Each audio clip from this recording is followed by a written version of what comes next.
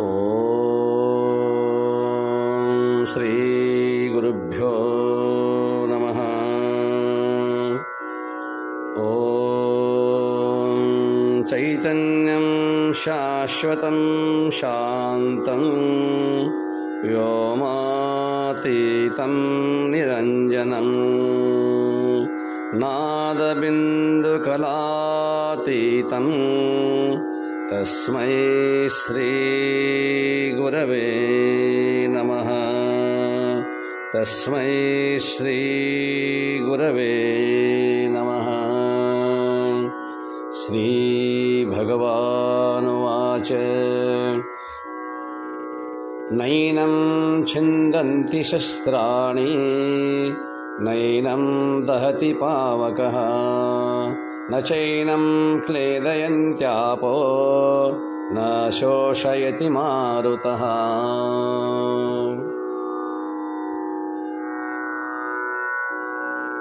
ಪರಾತ್ಪರವಾದ ಆತ್ಮನನ್ನು ಕತ್ತಿ ಮೊದಲಾದ ಯಾವುದೇ ಶಸ್ತ್ರಾಸ್ತ್ರಗಳು ಕತ್ತರಿಸಲಾರವು. ಅಗ್ನಿಯು ಸುಡಲಾರದು, ನೀರು ನೆನೆಯಿಸಲಾರದು ಮತ್ತು ಗಾಳಿಯು ಒಣಗಿಸಲಾರದು.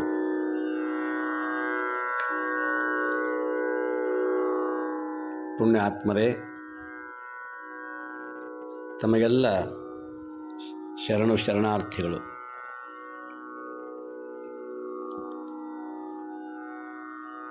ಭಗವಂತನು ಅರ್ಜುನನಿಗೆ ಯುದ್ಧ ಭೂಮಿಯಲ್ಲಿ ಆತ್ಮೋಪದೇಶವನ್ನು ಮಾಡುತ್ತಿದ್ದಾನೆ.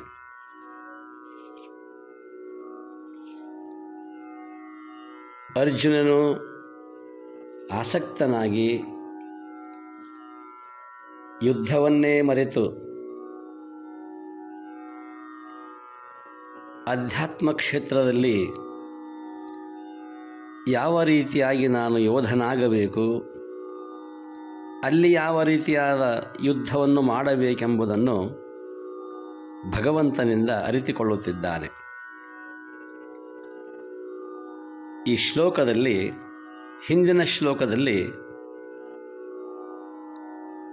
ಹರಿದು ಕೊಳಕಾದ ಬಟ್ಟೆಗಳನ್ನು ಯಾವ ರೀತಿಯಾಗಿ ನಾವು ತ್ಯಜಿಸುತ್ತೇವೆಯೋ, ದೇಹ ರಕ್ಷಣೆಗಾಗಿ ಯಾವ ರೀತಿ ನಾವು ಬಟ್ಟೆಗಳನ್ನು ಧರಿಸಿ ಕೊಳೆಯಾದ ನಂತರ ಅವುಗಳನ್ನು ನಾವು ಎಸೆಯುತ್ತೇವೆಯೋ, ಹಾಗೆಯೇ ಆತ್ಮನು ಈ ದೇಹವನ್ನು, ಭೌತ ದೇಹವನ್ನು ತ್ಯಜಿಸಿ ಮುಂದಿನ ದೇಹಕ್ಕಾಗಿ ಅವನು ಕಾಯುತ್ತಾನೆ, ಮುಂದೆ ಪ್ರವೇಶಿಸುತ್ತಾನೆ ಎಂಬುದಾಗಿ ಹೇಳಿದಾಗ,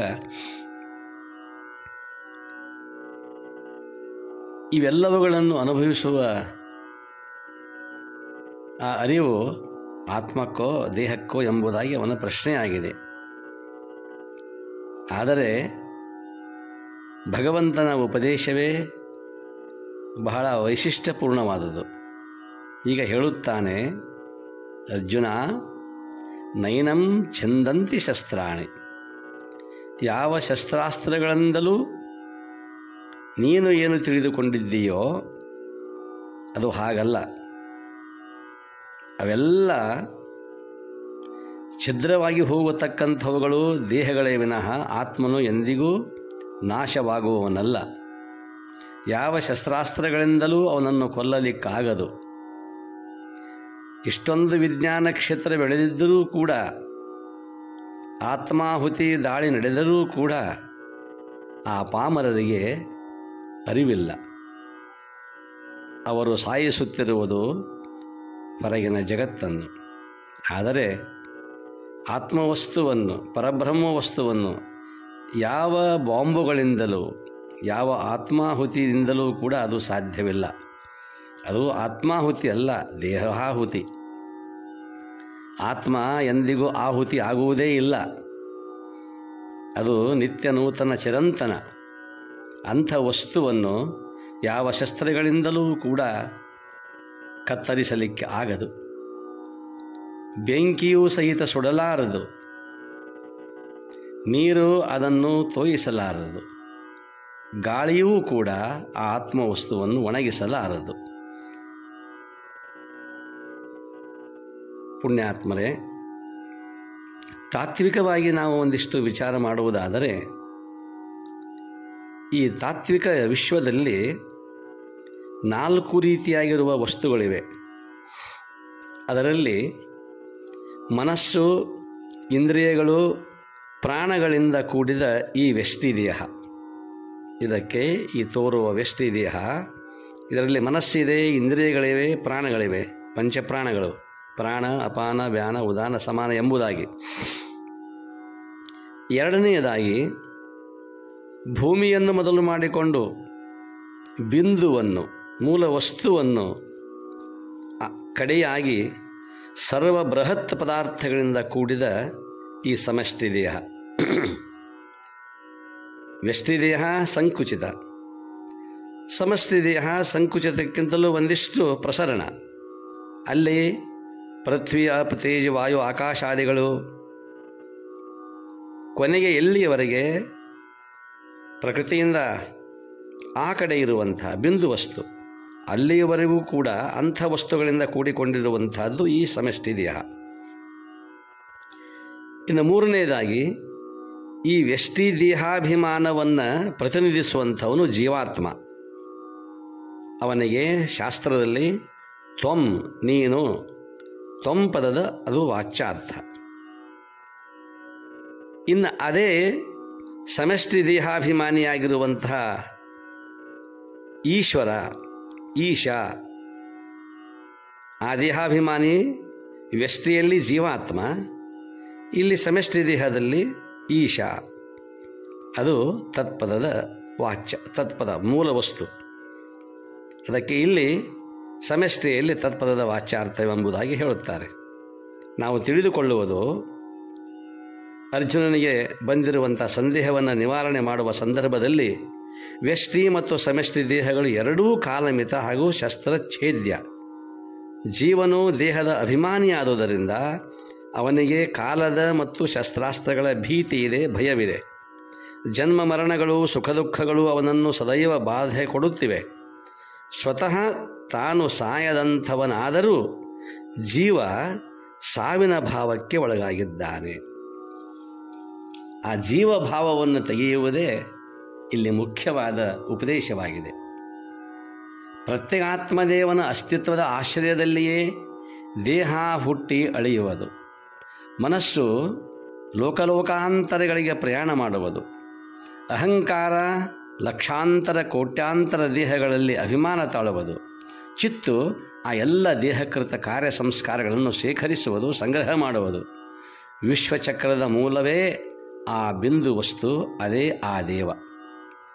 ಅಂಥ ದೇವನು ಇಂಥ ಅಂದರೆ ಶಸ್ತ್ರಾಣಿ ನ ಛಿಂದಂತಿ ಏನಂ, ಇಂಥ ಸರ್ವಸಾಕ್ಷಿಕ ಆತ್ಮನನ್ನು ಶಸ್ತ್ರಗಳು ಛೇದಿಸಲಾರವು. ಅಸ್ಥೂಲತ್ವಾತ್, ಆತ್ಮನು ಅಸ್ಥೂಲನಾದುದರಿಂದ ಅವನ ಸ್ಥೂಲನಲ್ಲ. ಅವಯವ ಹಾಗೂ ಗುಣಯುಕ್ತವಾದ ಪದಾರ್ಥಗಳು ಸ್ಥೂಲ. ಉದಾಹರಣೆಗೆ ದೇಹಾದಿಗಳು, ಅವುಗಳನ್ನು ಕಡಿದು ಹಾಕುವ ಬಲ ಶಸ್ತ್ರಗಳಿಗಿದೆ. ಆತ್ಮನು ಇಂದ್ರಿಯಾತೀತ, ಅವನು ಸಗುಣನಲ್ಲ, ಅವನು ಸಾವಯವ ಅಲ್ಲ. ಆದ್ದರಿಂದ ಅವನು ನಿರವಯವ, ನಿರ್ಗುಣನಾಗಿ ಶಸ್ತ್ರಛೇದ್ಯನಲ್ಲ. ಪೌರಾಣಿಕ ದೃಷ್ಟಿಯಿಂದ, ಐತಿಹಾಸಿಕ ದೃಷ್ಟಿಯಿಂದ ನೋಡುವುದಾದರೆ, ದ್ರೋಣಾಚಾರ್ಯರ ಬಹಳ ಪ್ರೀತಿಯ ಮಗ ಅಶ್ವತ್ಥಾಮ. ಅಶ್ವತ್ಥಾಮೋ ಹತೋಗತಃ ಎಂಬುದಾಗಿ ಯುಧಿಷ್ಠಿರ ನುಡಿದ, ಕೃಷ್ಣ ನುಡಿಸಿದ. ಯಾವಾಗ ಅಶ್ವತ್ಥಾಮನು ಸತ್ತನು ಎಂಬ ಸುದ್ದಿ ಅವನ ಕಿವಿಗೆ ಬಿತ್ತೋ ತಂದೆಯಾಗಿರುವ ದ್ರೋಣಾಚಾರ್ಯನಿಗೆ, ತತ್ಕ್ಷಣವೇ ಆ ಪುತ್ರವತ್ಸಲನಾದ, ಪುತ್ರ ವ್ಯಾಮೋಹಿಯಾದ ದ್ರೋಣಾಚಾರ್ಯನು ತನ್ನ ಭೌತ ದೇಹವನ್ನು ತ್ಯಾಗ ಮಾಡಿ ಸ್ವರ್ಗಕ್ಕೆ ಹೋದ. ಅಲ್ಲಿ ಅಶ್ವತ್ಥಾಮನನ್ನು ಕಾಣಲಿಲ್ಲ. ಅಶ್ವತ್ಥಾಮ ಸ್ವರ್ಗದಲ್ಲಿ ಕಾಣಲೇ ಇಲ್ಲ. ಕಾಣದೇ ಇದ್ದಾಗ ಮತ್ತೆ ತಿರುಗಿ ತನ್ನ ಮೂಲ ದೇಹವನ್ನು ಬಿಟ್ಟು ಹೋಗಿದ್ದನಲ್ಲ, ಭೌತ ದೇಹ, ಆ ದೇಹದತ್ತ ಬಂದ. ಅಷ್ಟರಲ್ಲಿ ಭಗವಂತ ಶ್ರೀಕೃಷ್ಣ ಪರಮಾತ್ಮ ಈ ದ್ರೋಣಾಚಾರ್ಯರ ಮೂಲ ದೇಹವನ್ನು ತುಂಡರಿಸಿಬಿಟ್ಟಿದ್ದ. ಆತ್ಮನಲ್ಲ, ಈ ದೇಹವನ್ನು. ಆಚಾರ್ಯ ದ್ರೋಣನು ನಾಯಿಯ ದೇಹದಲ್ಲಿ ಹೊಕ್ಕು ದೇಹದ ತುಂಡುಗಳನ್ನು ಕೂಡಿಸಲು ಪ್ರಯತ್ನಿಸಿದ. ನೋಡಿ ಎಷ್ಟು ಅದ್ಭುತ. ದ್ರೋಣಾಚಾರ್ಯರು ನಾಯಿಯ ದೇಹದಲ್ಲಿ ಪ್ರವೇಶವಾದರು. ಕಾರಣ, ತಮ್ಮ ದೇಹ ಇರಲಿಲ್ಲ, ಅದನ್ನು ತುಂಡರಿಸಿ ಬಿಟ್ಟಿದ್ದ ಕೃಷ್ಣ. ಈ ಘಟನೆ ಅರ್ಥವಾಗಿರುವಂಥದ್ದು, ಅರ್ಥವತ್ತಾಗಿದೆ. ಶ್ರೀಕೃಷ್ಣನು, ಭಗವಂತನು ಆಚಾರ್ಯರ ಆತ್ಮನನ್ನು ಛೇದಿಸಲಿಕ್ಕಾಗಲಿಲ್ಲ, ಅವರ ದೇಹವನ್ನು ಛೇದಿಸನೇ ವಿನಃ ಆತ್ಮನನ್ನಲ್ಲ. ಹಾಗೆ ಮಾಡಿದ್ದರೆ ದೇಹದೊಂದಿಗೆ ಆಚಾರ್ಯರು ಕೊನೆಗೊಳ್ಳುತ್ತಿದ್ದರು. ಆತ್ಮನನ್ನು ಛೇದಿಸುವ ಸಾಮರ್ಥ್ಯ ಕೇವಲ ದಾನವ ಮಾನವರಿಗಷ್ಟೇ ಅಲ್ಲ, ಬ್ರಹ್ಮಾದಿಗಳಿಗೂ ಸಾಧ್ಯವಿಲ್ಲ. ಆತ್ಮನು ಶಸ್ತ್ರಗಳ ಆಂತರ್ಯದಲ್ಲಿ ನಿಸ್ಸಂಗವಾಗಿ ನೆಲೆಸಿರುವ ಅಮರ ಸತ್ಯ ಅದು. ಆದ್ದರಿಂದ ಯಾರಿಗೂ ಕೂಡ ಈ ಆತ್ಮನನ್ನು ಛೇದಿಸಲು, ತುಂಡಿಸಲು ಸಾಧ್ಯವೇ ಇಲ್ಲ.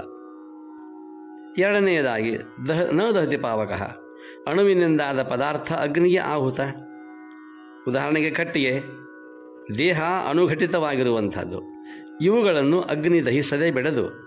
ಆತ್ಮ ಮೂರ್ತ ರೂಪನಲ್ಲ, ಅಖಂಡ, ಅಮೂರ್ತ, ಸೂಕ್ಷ್ಮಾತಿ ಸೂಕ್ಷ್ಮ, ಅನಣುತ್ವಾತ್, ಆಕಾಶದಂತೆ ಅನಣುವಾದುದರಿಂದ ಅಗ್ನಿಯು ಅವನನ್ನು ಬಾಧಿಸದು.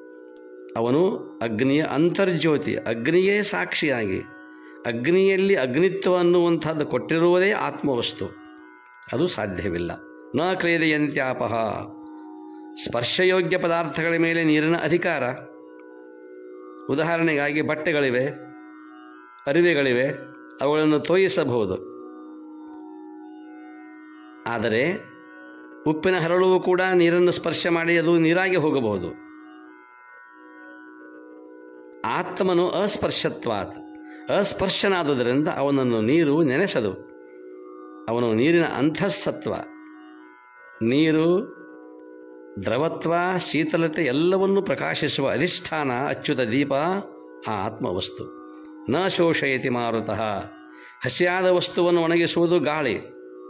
ಗಾಳಿ ಅಲ್ಲಿರುವ ಜಲಾಂಶವನ್ನು ಹೀರಿ ಮಣ್ಣನ್ನು ಹುಡಿಗೊಳಿಸುವುದು.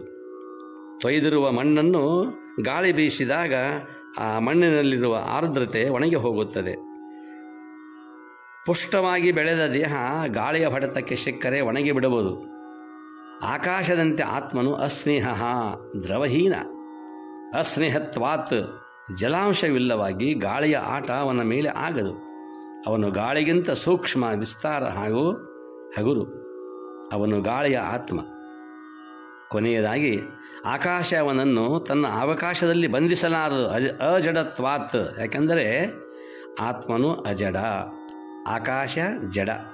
ಆತ್ಮನು ಚಿದಖಂಡ, ಚಿದಾತ್ಮ ಪ್ರಕಾಶ. ಆದರೆ ಆಕಾಶವೂ ಕೂಡ ಪ್ರಕೃತಿಯಿಂದ ವಿಕಾರಗೊಂಡಿರುವಂಥದ್ದು. ಯಾರ ಮನಸ್ಸು ಆತ್ಮನತ್ತ ಮುಖ ಮಾಡಿದೆಯೋ ಅವರು ನಿರ್ಭೀತರು, ನಿಶ್ಚಿಂತರು. ಎಂಥದೇ ಪ್ರಕೃತಿಯ ವಿಕೋಪಗಳಾಗಲಿ, ಭೂಕಂಪ, ಜ್ವಾಲಾಮುಖಿಗಳಾಗಲಿ, ಆದರೆ ಆ ಆತ್ಮಕೋವಿದರು, ಆತ್ಮನತ್ತ ಮುಖ ಮಾಡಿದವರು ಎಂದಿಗೂ ಕೂಡ ಈ ಭೌತಿಕವಾಗಿರುವ ಯಾವ ಕಂಪನಕ್ಕೂ ಒಳಗಾಗರು. ಅವರು ಸುಸ್ಥಿರವಾಗಿರುವರು. ಭೀಕರ ಬರಗಾಲ ಬರಲಿ, ಯಾವುದೇ ರೋಗಾದಿಗಳು ಬರಲಿ, ಸಾಗರದ ಆರ್ಭಾಟ ಇರಲಿ, ಯಾವುದೂ ಅವರನ್ನು ಅಲುಗಿಸಲು ಸಾಧ್ಯವಿಲ್ಲ. ಬಡತನ, ಶ್ರೀವಂತಿಕೆ, ಮಾನ, ಅಪಮಾನ ಏನೇ ಬರಲಿ ಅವರು ಸದೈವ ಹಸನ್ಮುಖರು, ಸಾಕ್ಷಿ ಭಾವಿಗಳು. ಅರ್ಜುನನನ್ನು ಅಂಥ ನಿರ್ಭಯ ಸ್ಥಾನದಲ್ಲಿ ನಿಲ್ಲಿಸಬೇಕೆಂಬುದೇ ಭಗವಂತನ ಇಚ್ಛೆ. ಈ ಕುರಿತಾಗಿ, ಆತ್ಮನನ್ನ ಕುರಿತಾಗಿ ಇನ್ನೂ ವರ್ಣನೆ ಮುಂದಿನ ಮಂತ್ರಗಳಲ್ಲಿದೆ. ಅರ್ಜುನನಿಗೆ ಉಪದೇಶ ಮುಂದೆ ಸಾಗಿದೆ. ಈ ಕುರಿತಾಗಿ ಇನ್ನಷ್ಟು ವಿವರಣೆಯನ್ನು ಕೊಡುತ್ತಾನೆ ಭಗವಂತ ಮುಂದಿನ ಶ್ಲೋಕದಲ್ಲಿ. ನಾಳೆ ನೋಡುವ. ಎಲ್ಲರಿಗೂ ಶರಣಾರ್ಥಿಗಳು. ಓಂ ಶಾಂತಿ ಶಾಂತಿ ಶಾಂತಿ.